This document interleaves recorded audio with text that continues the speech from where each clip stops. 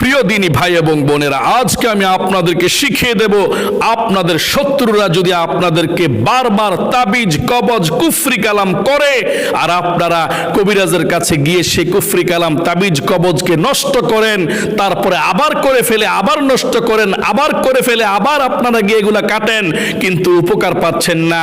আমি আজকে আপনাদেরকে এমন একটি শক্তিশালী আমল শিখিয়ে দেব, পবিত্র কুরআনুল কারীমের সূরাতুল আহজাবের 25 নম্বর আয়াতের আমলটা শিখিয়ে দেব। যদি আমলটা করতে পারেন তাহলে আপনার শত্রুরা যে আপনাকে ক্ষতি করার জন্য তাবিজ কবজ কুফরি কালাম করে, সেই তাবিজ কবজ কুফরি কালাম আপনাদের শত্রুদের কাছেই ফিরে যাবে, তাদেরকেই আঘাত করবে ইনশাআল্লাহ।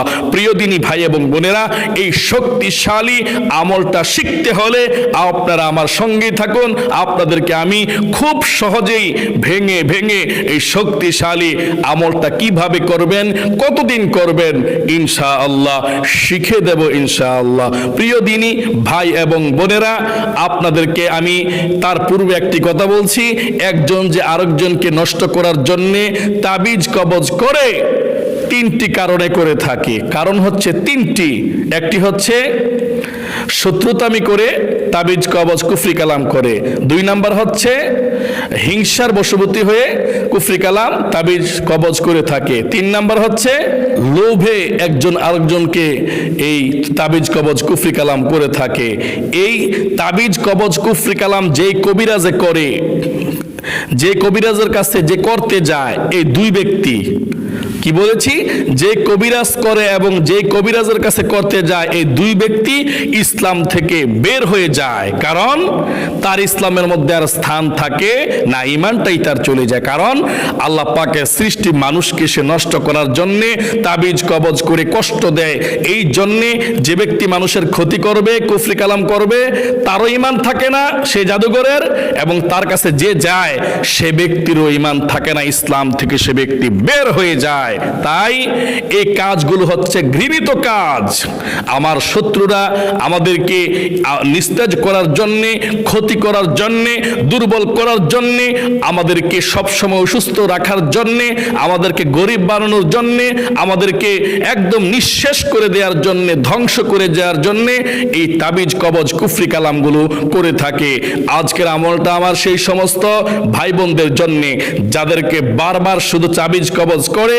আপনারা একবার গিয়ে তাবিজ কবজগুলো কাটান, কবিরাজদের কাছে অনেক টাকা পয়সা লাগে, অনেক হয়রানি হয়ে থাকেন, তারপর কয়েকদিন পর আবার নষ্ট করে আবার কাটান। আজকের এই শক্তিশালী আমলটা আপনাদেরকে শিখিয়ে দেব। যদি করতে পারেন তাহলে আপনাদের শত্রুদের যে নষ্ট করার জন্য আপনাকে তাবিজ করবে, কবজ করবে, আপনাকে গ্রাস করতে পারবে না, সেই তাবিজ কবজ কুফরি কালাম তাদের উপরে চলে যাবে, তারা নিজেরাই ক্ষতিগ্রস্ত হবে, তারা নিজেরাই এই জাদু কবজের মধ্যে, কুফরি কালামের মধ্যে আক্রমণ হয়ে তারাই দুর্বল হয়ে যাবে, নাস্তা নাবুদ হয়ে যাবে ইনশাআল্লাহ। তাহলে প্রিয় দিনী ভাই এবং বোনেরা, এই শক্তিশালী আমলটাকে আপনারা খুবই মনোযোগ সহকারে শুনতে হবে এবং জানতে হবে। এটা আর কিছু নয়, এটা হচ্ছে আল্লাহ পাকের পবিত্র কোরআনুল কারীম থেকে আমল, শক্তিশালী আমল। যদি করতে পারেন ইনশাআল্লাহ কাজ হবে 100%, আল্লাহ পাক যদি কবুল করে। প্রিয় দিনী ভাই এবং বোনেরা, চিকিৎসা করা হচ্ছে সুন্নাত। কার রোগ ভালো হবে, কারটা ভালো হবে না, এটা জানে হচ্ছে আল্লাহ রাব্বুল আলামিন, এটার মালিকও আল্লাহ। অনেকে অনেক দামি দামি ঔষধ খেয়েও কাজ হয় না, আবার অনেকে 2 টাকার 5 টাকার ঔষধ খেয়েও কিন্তু কাজ হয়ে যায়, ভালো হয়ে যায় রোগ। কিন্তু আপনাদেরকে আমি বলবো, যেই রোগের যেই ঔষধ আমি সেটাকে আপনাদেরকে দিচ্ছি, ট্রাই করে দেখুন, চেষ্টা করে দেখুন। আল্লাহ পাক যদি চাহে এই রোগের এই ঔষধ যদি আপনি গ্রহণ করতে পারেন, ইনশাআল্লাহ আশা করা যায় যে আল্লাহ পাক কবুল করবে, আপনার মনের আশা পূরণ হবে, আপনি বিজয়ী হবেন, শত্রুরা পরাস্ত হয়ে যাবে ইনশাআল্লাহ। প্রিয় দিনী ভাই এবং বোনেরা, আর কাল বিলম্ব না করে চলুন আপনাদেরকে আমি এখন ভেঙে ভেঙে খুবই সুন্দর করে সে আমলটির কথা আপনাদেরকে আমি বুঝিয়ে দেই।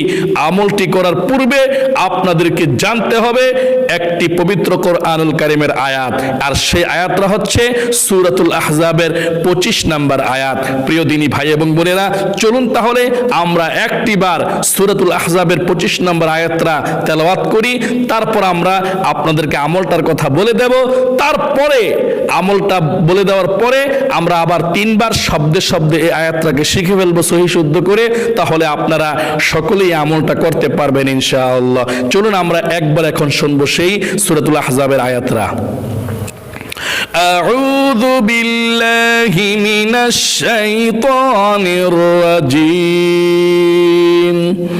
بسم الله الرحمن الرحيم ورد الله الذين كفروا بغيظهم لم ينالوا خيرا وكفى الله المؤمنين القتال وكان الله قويا عزيزا।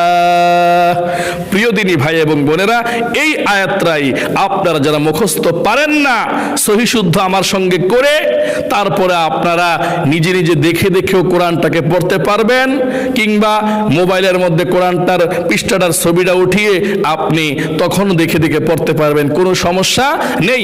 প্রিয় দিনী ভাই এবং বোনেরা, চলুন তাহলে এই সূরাতুল আহজাবের 25 নং আয়াতটা আপনি কিভাবে আমল করবেন আপনাদেরকে আমি খুব সহজেই বুঝিয়ে দিচ্ছি। প্রিয় দিনী ভাই এবং বোনেরা, এই আমলটা করতে হবে ফজর নামাজের পরে এবং আসর নামাজের পরে।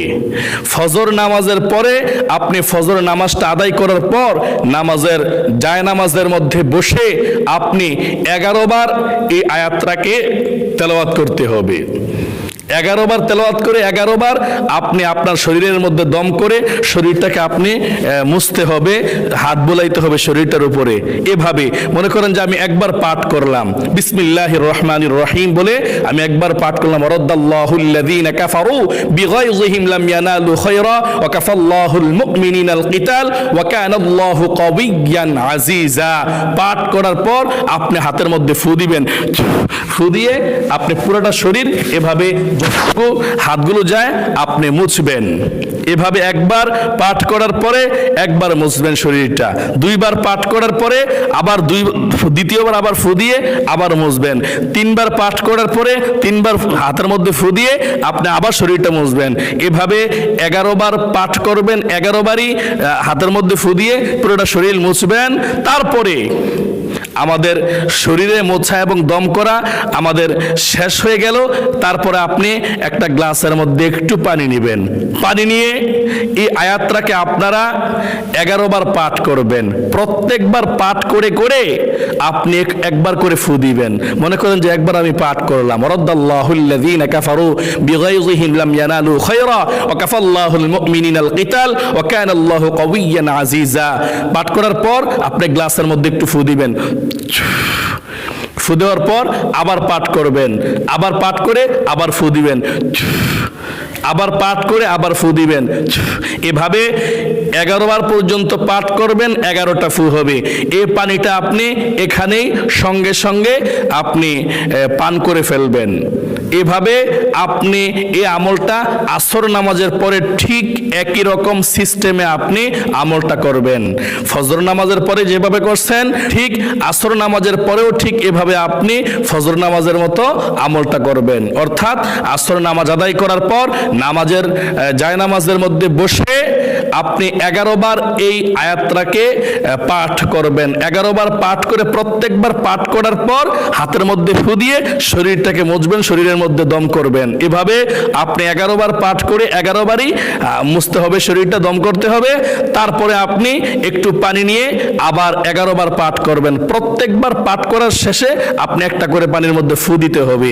এভাবে আপনি 11 বার পাঠ করে 11 বার পানির মধ্যে ফু দিয়ে আসর নামাজের পরেও আপনি পানিটা পান করবেন ইনশাআল্লাহ।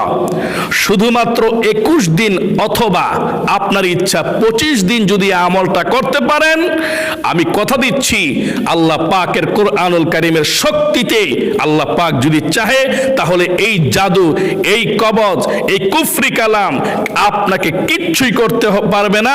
তার কুফরি কালাম, যে আপনাকে নষ্ট করার জন্য কুফরি কালাম করেছে, তাবিজ করেছে, কবজ করেছে, আপনার শত্রুর কুফরি কালাম, জাদুটোনা আপনার শত্রুর কাছেই গিয়ে তাকে গ্রাস করবে, আপনাকে কোনো কিছুই করতে পারবে না ইনশাআল্লাহ। প্রিয় দিনী ভাই এবং বোনেরা, চলুন তাহলে আমরা এখন সেই আয়াতটাকে আমরা এখন সহি শুদ্ধ করে 3 বার পাঠ করব ইনশাআল্লাহ। আপনারা আমার সঙ্গে সঙ্গে পাঠ করুন। প্রত্যেকটি অক্ষরের বিনিময়ে আপনারা পাবেন 10টি নেকি কমপক্ষে। তারপর আপনাদের সহি শুদ্ধ হয়ে যাবে ইনশাআল্লাহ। চলুন তাহলে আমরা শব্দে শব্দে সেই আয়াতটাকে শিখে নিই ইনশাআল্লাহ। أعوذ بالله من الشيطان الرجيم بسم الله الرحمن الرحيم ورد الله الذين كفروا بغيظهم لم ينالوا خيرا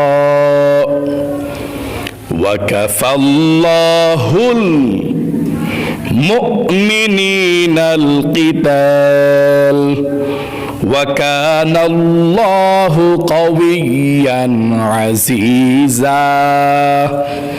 প্রিয় দিনী ভাই এবং বোনেরা, আমি আরেকটি কথা বলছি, আপনারা এই আয়াতটা দেখে দেখেও পড়তে পারবেন, কোনো সমস্যা নেই ইনশাআল্লাহ।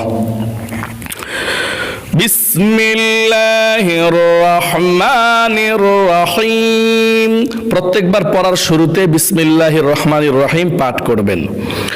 ওয়ারাদ্দাল্লাহু আল্লাযীনা কাফারু বিগাইযিহিম লাম ইয়ানালু খায়রা ওয়া কাফাল্লাহুল মুমিনিনাল কিতাল ওয়া কানাল্লাহু কাওয়িয়ান আজিজা। এবারে শেষবার পাঠ করছি, আমার সঙ্গে আস্তে আস্তে করে পাঠ করুন। বিসমিল্লাহির রহমানির রহিম ওয়ারাদ্দাল্লাহুল্লাযীনা কাফারু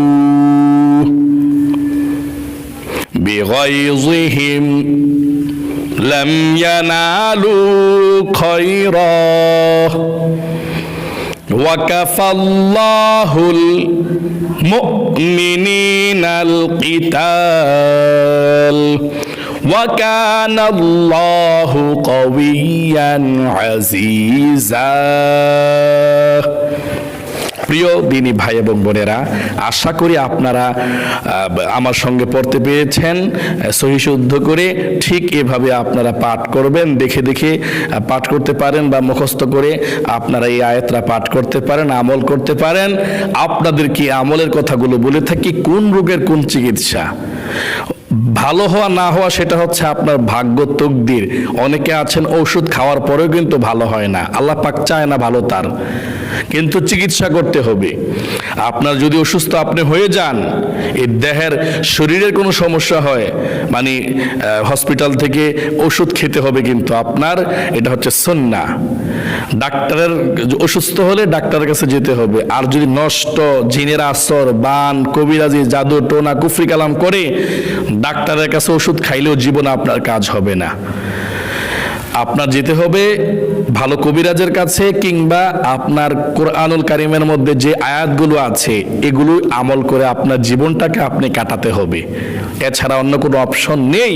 এই জন্য আসুন, যেই রোগের যে আমল আমি আপনাদেরকে বলে দেই, করবেন, আল্লাহ পাক যদি চাহে ইনশাআল্লাহ সুস্থ করে দিবেন ইনশাআল্লাহ। এই জন্যে খুবই সুন্দর করে আপনারা এই আমলগুলো করবেন, ইনশাআল্লাহ উপকার পাবেন। অনেকেই বলেছেন আমাদেরকে যে হুজুর আমরা উপকার পেয়েছি, আমরা ফল পেয়েছি আপনাদের জন্যেই, মানব সেবার জন্যেই আমার এই কষ্ট করে ভিডিওগুলো বানিয়ে থাকি, আপনারা যাতে উপকৃত হয়ে থাকেন। আপনাদের দোয়াটাই আমরা চাই, আমাদের জন্য সর্বদাই দোয়া করবেন ইনশাআল্লাহ। আমরা সর্বদাই আপনাদের পাশে আছি, খেদমত করতে চাই, আপনাদেরকে আল্লাহ পাকের রাস্তা দেখাইতে চাই এবং আপনাদেরকে নিয়ে একসঙ্গে আমরা জান্নাতের মধ্যে যেতে চাই। আল্লাহ পাক যাতে আমাদের সকলকে জান্নাতের বাসী হিসাবে, জান্নাতের ওয়ারিস হিসাবে কবুল ও মঞ্জুর করে আমরা যাতে একসঙ্গে ভাই বোন সকলে মিলে জান্নাতের মধ্যে একসঙ্গে যেতে পারি। আল্লাহ পাক আমাদেরকে সেই তৌফিক দান করুন। সকলে বলি আমিন। ওয়া আখির দাওয়ানা আনিল হামদুলিল্লাহি রাব্বিল আলামিন। প্রিয় দিনী ভাই এবং বোনেরা, ভালো থাকবেন, সুস্থ থাকবেন। আজ এই পর্যন্তই, আবার অন্য কোনো ভিডিওতে দেখা হবে। সেই পর্যন্ত